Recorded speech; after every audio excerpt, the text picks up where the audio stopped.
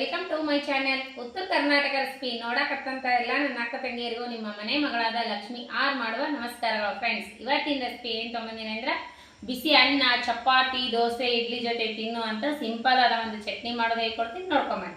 ಬೇಕಾಗಿರುವಂಥ ಇಂಗ್ರೀಡಿಯೆಂಟ್ಸ್ ಏನೇನು ತೊಗೊಂಡಿನಿ ಅಂದ್ರೆ ಫಸ್ಟ್ ನೋಡ್ರಿ, ದೊಡ್ಡದ 2 ಚಮಚ ಕಡಲೆಬೇಳೆ, ಉದ್ದಿನಬೇಳೆ, ಕೊಬ್ಬರಿ ಪೌಡ್ರ್, ಕೊಬ್ಬರಿ, ಆಮೇಲೆ ಎಳ್ಳು, ಅಚ್ಕಾರದ ಪುಡಿ, ಆಮೇಲೆ ಒಂದಿಷ್ಟು ಬೆಲ್ಲ, ಕರಿಬೇವು, ಕೊತ್ತಂಬರಿ, ಹುಣಸೆ ಹಣ್ಣು, ಒಂದು ಗಡ್ಡೆ ಬೆಳ್ಳುಳ್ಳಿ, ಆಮೇಲೆ ಸ್ವಲ್ಪ ಬೆಲ್ಲ, ಜೀರಿಗೆ, ಇಂಗು, ರುಚಿಗೆ ತಕ್ಕಷ್ಟು ಉಪ್ಪು.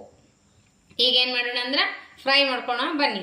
ಎಣ್ಣೆ ಹಾಕೋತೀವಿ. ಎಣ್ಣೆ ಹಾಕೊಂಡು ಫ್ರೈ ಮಾಡಿದ್ರೆ ಸ್ವಲ್ಪ ಹಸಿ ಹೋಗ್ತದೆ. ಇಷ್ಟು ಎಣ್ಣೆ ಹಾಕೋತೀನಿ. ಕಡಲೆಬೇಳೆ ಹಾಕೋತೀನಿ. ಒಂದೊಂದಾಗಿ ಫ್ರೈ ಮಾಡ್ಕೊ. ಈಗ ನೋಡ್ರಿ, ಈ ರೀತಿ ಫ್ರೈ ಮಾಡ್ಕೊಂಡು ಇದ್ರೊಳಗೆ ನಾನು ಇವಾಗ ಕೊಬ್ಬರಿ ಹಾಕ್ತೀನಿ, ಒಣ ಕೊಬ್ಬರಿ, ಆಮೇಲೆ ಬೆಳ್ಳುಳ್ಳಿ ಹಾಕ್ತೀನಿ,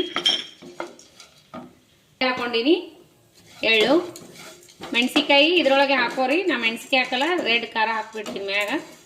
ಅಷ್ಟು ಫ್ರೈ ಮಾಡಕ್ಕೆ ಹಾಕೋಣ.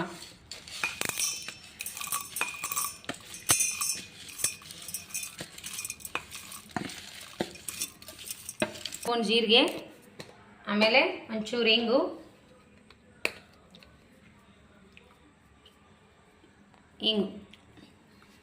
ಆಮೇಲೆ ಹುಣಸೆ ಹಣ್ಣು, ಉಪ್ಪು, ಅಚ್ಕಾರದ ಪೌಡ್ರು. ನೀವು ಮೆಣಸಿಕಾಯಿ ಆದರೂ ಹಾಕೋಬಹುದು, ಇಲ್ಲಾಂದ್ರೆ ಅದ್ರಿ ಫೈನಲ್ ಆಗಿ ರೆಡಿ ಆಯಿತು. ಚಟ್ನಿ ಪುಡಿ ಮಸ್ತ್ ಅಂದ್ರೆ ಮಸ್ತ್ ಆಗುತ್ತೆ. ಬಿಸಿ ಅನ್ನದ ಜೊತೆ, ಚಪಾತಿ, ರೊಟ್ಟಿ ಜೊತೆ, ಆಮೇಲೆ ಇಡ್ಲಿ ದೋಸೆ ಜೊತೆನೂ ಮಸ್ತ್ ಆಗುತ್ತೆ. ಸಿಂಪಲ್ ಆದರೂ ಟೇಸ್ಟಿಯಾಗಿ ಅಂತ ಚಟ್ನಿ ರೆಸಿಪಿನ ಹೇಳ್ಕೊಟ್ಟಿನಿ. ಚಟ್ನಿ ರೆಸಿಪಿ ನಿಮ್ಗೆ ಏನಾದರೂ ಇಷ್ಟ ಆಗಿತ್ತಂದ್ರೆ ದಯವಿಟ್ಟು ಒಂದು ಲೈಕ್ ಮಾಡಿರಿ, ಶೇರ್ ಮಾಡಿರಿ, ಸಬ್ಸ್ಕ್ರೈಬ್ ಆಗಿರಿ. ಇನ್ನೂ ಯಾರೆಲ್ಲ ಸಬ್ಸ್ಕ್ರೈಬ್ ಆಗಿಲ್ಲ ಪಕ್ಕದಲ್ಲಿರೋ ಬೆಲ್ ಬಟನ್ ಪ್ರೆಸ್ ಮಾಡಿರಿ, ನೀವು ಸಬ್ಸ್ಕ್ರೈಬ್ ಆಗ್ತೀರಿ. ನಾ ಹಾಕುವಂಥ ರೆಸಿಪಿಗೆ ನೋಟಿಫಿಕೇಶನ್ ಸಿಗ್ತದೆ, ನೀವು ಬೇಗನೆ ನೋಡ್ಬೋದು. ಮತ್ತೆ ಮುಂದಿನ ರೆಸಿಪಿಯಲ್ಲಿ ಸಿಗೋಣ ಫ್ರೆಂಡ್ಸ್. ಚಟ್ನಿ ಸ್ವಲ್ಪ ತರಿಯಾಗಿ ರುಬ್ಕೋಬೇಕು, ಮಸ್ತ್ ಆಗುತ್ತೆ. ನೀವು ಮನೆ ಮಕ್ಕಳಿಗೆ, ದೊಡ್ಡವರಿಗೆಲ್ಲ ತುಂಬಾ ಇಷ್ಟ ಆಗುತ್ತೆ. ತುಪ್ಪ ಅನ್ನೋ ಜೊತೆ ಸೂಪರ್ ಕಾಂಬಿನೇಷನ್.